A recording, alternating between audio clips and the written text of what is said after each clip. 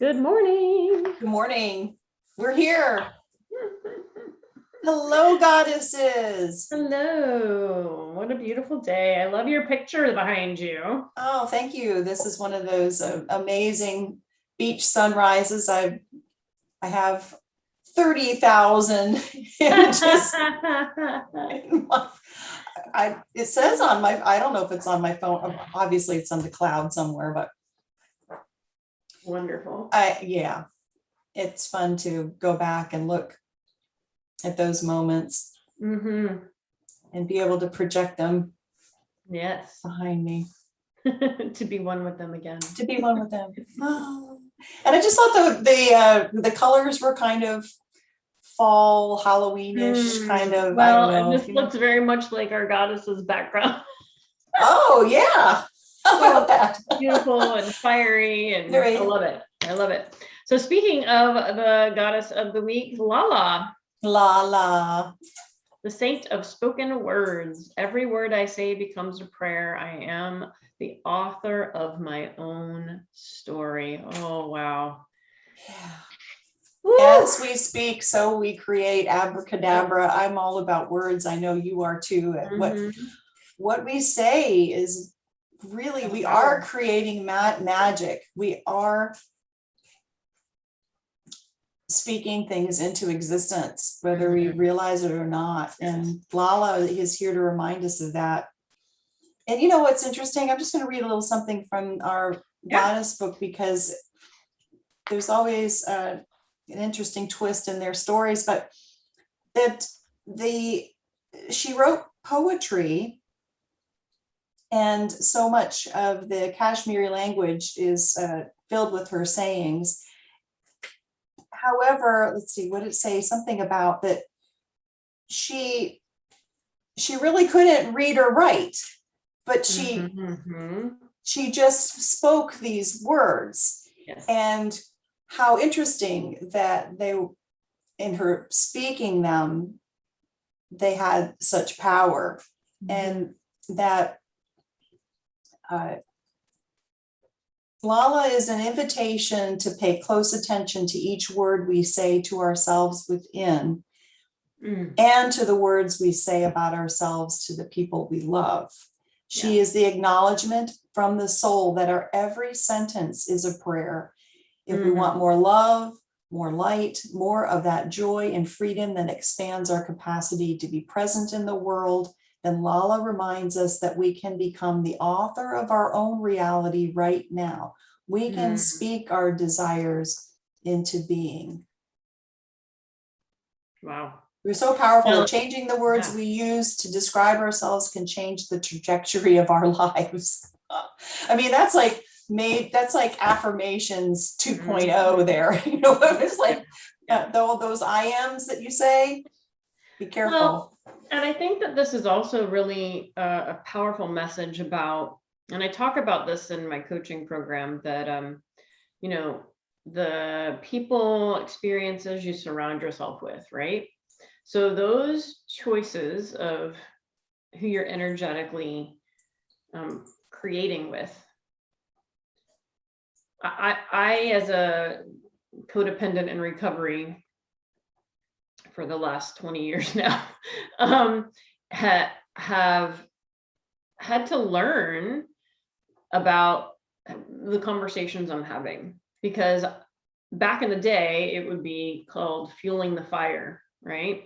So somebody would tell me what's going on with them, and then I would be all like, oh yeah, let's go and, you know, get angry about that and come up with a revenge, right?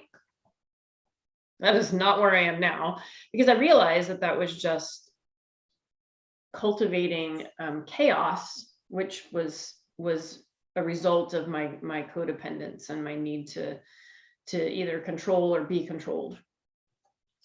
And so then it became, okay, how do I want to participate in relationships and conversations with others? And in truth, it was that I wanted to be a sounding board, and that the words that came out of my mouth were actually more higher level versus denser, let's continue to find the anger. Instead, it was, how can we step outside of it and become the witness to it, and take ownership of our part in it, and then shift it.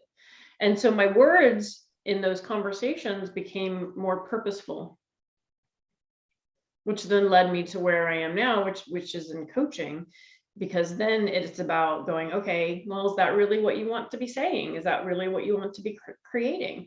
So back to those relationships, the television shows that you watch, the different energies that you're participating in.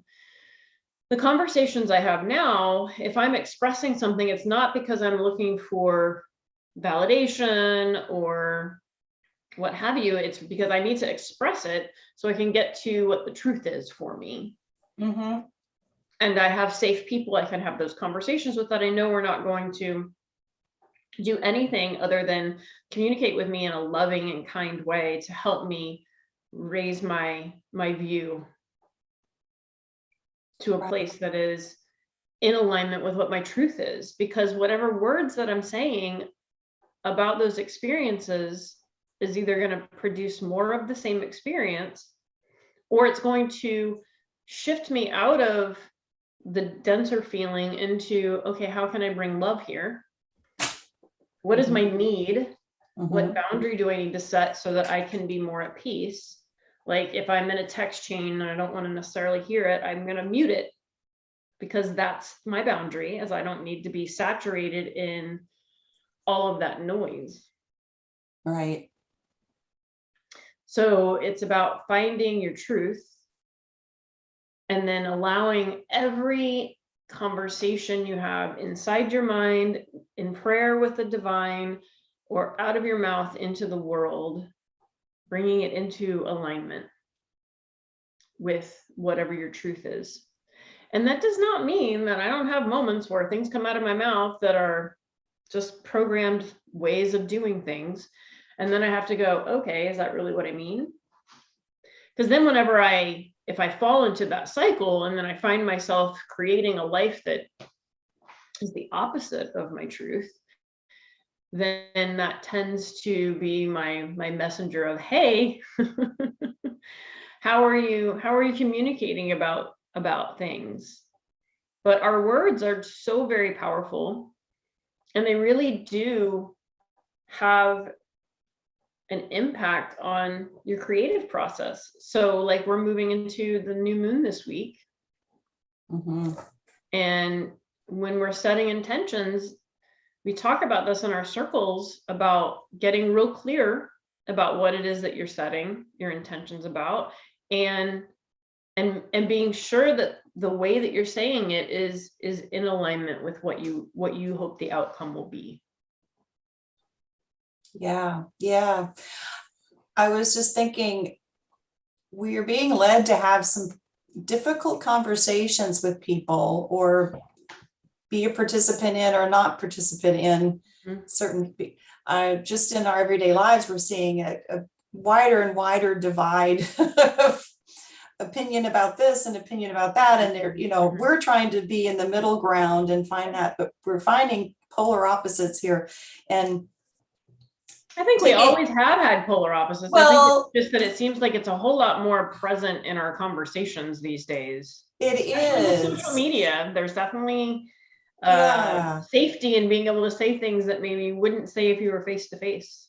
Right. And how does one react, or do we react or do we respond? Do we take that divine pause, as you say? Think about, how do I really want to even interact in this? What are the words that I want to say? I don't really know right now, and that's okay. Sit back and think about it, and maybe just say nothing. That sacred pause. Whew. That for me is the decider between whether or not I am interacting or reacting. If I'm reacting, then what comes out of my mouth is not necessarily my truth. If I'm interacting, it means that I'm slowing down. I'm really becoming the witness of, okay, how do I choose to bring myself into this situation? Yeah. I don't know. I think we had talked about it in another goddess chat. It just come to me that those the 4 agreements, and how Mhm. the one, don't take Holy anything word. personally. Mhm. And we can receive those words that are being spoken, or but we don't have to accept them. We don't have to like internalize it or anything like that. It doesn't mean that it is us. Even if somebody's saying you are, or you should, or all that sort of stuff, that is theirs and this is yours. However, I do feel like the goddess energy, the onus is on us to